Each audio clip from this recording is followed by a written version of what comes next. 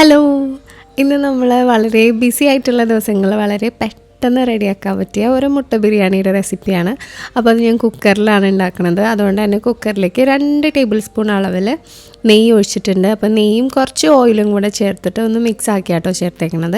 അതിലേക്ക് ഞാനിപ്പോൾ ഒരു 6 മുട്ട ഒന്ന് ടോസ്റ്റ് ചെയ്യാൻ വേണ്ടിയിട്ടുണ്ട്. ഒരുപാടൊന്നുമില്ല, 6 മുട്ട വെച്ചിട്ടാണ് നമ്മൾ ചെയ്യുന്നത്. അപ്പോൾ മുട്ടയുടെ പുറം ഭാഗമൊക്കെ ചെറുതായിട്ടൊരു ബ്രൗൺ കളറിലേക്ക് മാറിക്കഴിയുമ്പോൾ നമുക്ക് അതൊന്ന് മാറ്റി വയ്ക്കാം.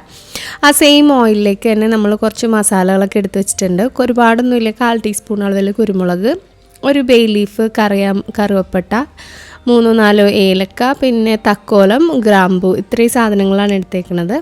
പിന്നെ എണ്ണയൊക്കെ നന്നായിട്ട് ചൂടായി കഴിഞ്ഞപ്പോൾ ഒരു 1/4 ടീസ്പൂൺ അളവിൽ സാജീരകം ചേർത്തിട്ടുണ്ട്. പിന്നെ നമ്മൾ ഈ എടുത്ത് വെച്ചിട്ടുള്ള മസാലകളും കൂടെ ഞാൻ അതിലേക്ക് ഇട്ടിട്ട് ഒന്ന് നന്നായിട്ടൊന്ന് വഴറ്റിയെടുക്കാൻ പോവാണ്. അപ്പോൾ നമ്മളിട്ട മസാലകളൊക്കെ നന്നായിട്ട് വഴണ്ട് വരുമ്പോൾ നമുക്കതിലേക്ക് ഒരു 3 അത്യാവശ്യം വലിയ സവാള ഞാനിതിലേക്ക് സ്ലൈസ് ചെയ്തിട്ട് അതും കൂടെ ചേർത്ത് കൊടുത്തിട്ടുണ്ട്. അപ്പോൾ സവാളയൊക്കെ നന്നായിട്ട് ഒന്ന് ചെറിയൊരു ഗോൾഡൻ ബ്രൗണിലേക്ക് മാറിക്കഴിയുമ്പോൾ ഞാനൊരു 2 മീഡിയം തക്കാളിയാണ് കേട്ടോ ചേർത്തേക്കണത്. തക്കാളിയുടെ ഒപ്പം തന്നെ ഇഞ്ചി, പച്ചമുളക്, അതുപോലെ തന്നെ വെളുത്തുള്ളിയും കൂടെ ചതച്ചതാണ്. അതൊരു 2 ടേബിൾ സ്പൂൺ അളവിൽ ചേർത്ത് കൊടുത്തിട്ടുണ്ട്. പിന്നെ ആവശ്യത്തിന് ഉപ്പും. പിന്നെ നമ്മൾ ആ തക്കാളിയുടെയും ഇഞ്ചിയുടെയും വെളുത്തുള്ളിയുടെയൊക്കെ ആ ഒരു റോസ് സ്മെല്ലൊക്കെ ഒന്ന് മാറുന്നവരെ നന്നായിട്ടൊന്ന് വഴണ്ട് കിട്ടണം. അതിന് വേണ്ടി കുറച്ച് നേരം ഒന്ന് മൂടി വെച്ചിട്ട് ഒരു മീഡിയം ഫ്ലെയിമിൽ നന്നായിട്ട് കുക്ക് ചെയ്തെടുത്തിട്ടുണ്ട്. അപ്പോൾ ഈ ഗ്രേവിയൊക്കെ ഒരുവിധം നന്നായിട്ട് തന്നെ വെന്തിട്ടുണ്ട്. അപ്പോൾ അതിലേക്ക് ഒരു 1/4 ടീസ്പൂൺ അളവിൽ മഞ്ഞൾപ്പൊടി, 1 ടീസ്പൂൺ അളവിൽ മുളക് പൊടിയാണ് ചേർക്കുന്നത്. പിന്നെ നമ്മളിവിടെ ഒരു 3/4 ടീസ്പൂൺ അളവിൽ മല്ലിപ്പൊടി കൂടെ ചേർക്കണം കേട്ടോ. പിന്നെ ഗരം മസാല ഏകദേശം ഒരു 1/2 ടീസ്പൂൺ അളവിലും കൂടെ ചേർക്കാം.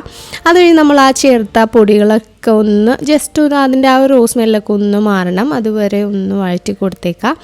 ഇനി നമ്മളൊന്ന് കുറച്ച് നേരം ഒന്ന് വെയിറ്റ് ചെയ്യണം, ആ പൊടികളുടെയൊക്കെ ആ ഒരു റോസ് സ്മെല്ലൊക്കെ ഒന്ന് മാറാൻ വേണ്ടിയിട്ട്. അത് കഴിഞ്ഞിട്ടാണ് നമ്മളിതിലേക്ക് ഒരു 3-4 ടേബിൾ സ്പൂൺ അധികം പുളിയില്ലാത്ത കട്ട തൈരാണ് ഞാനിവിടെ ചേർത്തേക്കുന്നത്. അപ്പോൾ തൈര് കൂടെ ചേർത്തിട്ട് ഒന്ന് നന്നായിട്ടൊന്ന് മിക്സ് ചെയ്യുക. ഇനി നമുക്കിതിലേക്ക് കുറച്ചധികം തന്നെ മല്ലിയില, അതുപോലെ തന്നെ പുതിനയും കൂടെ കട്ട് ചെയ്തത് ചേർത്ത് കൊടുക്കുക. അപ്പോൾ അതിൻ്റെ ആ ഒരു ടേസ്റ്റും കൂടെ ആകുമ്പോൾ ഒരു പ്രത്യേക ടേസ്റ്റാണ്. അപ്പോൾ മല്ലിയില കുറച്ച് കൂടുതൽ ചേർക്കുക, പുതിന ഒരു 1/4 കപ്പ് ആയാലും മതിയാവും.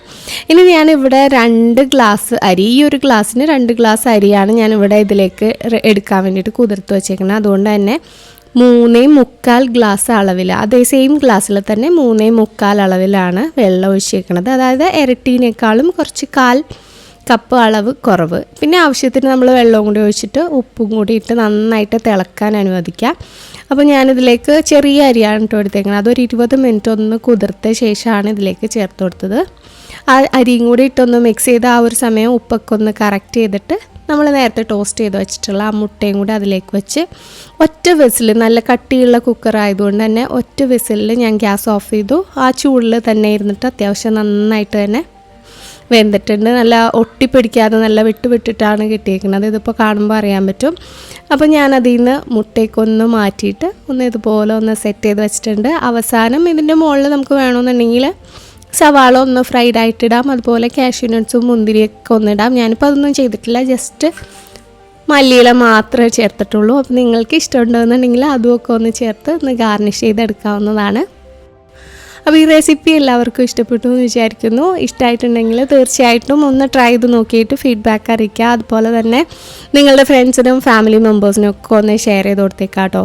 അപ്പോൾ ഇതുപോലെ മറ്റൊരു വീഡിയോ ആയിട്ട് ഇനിയും കാണുന്നവരെ stay safe, take care, by.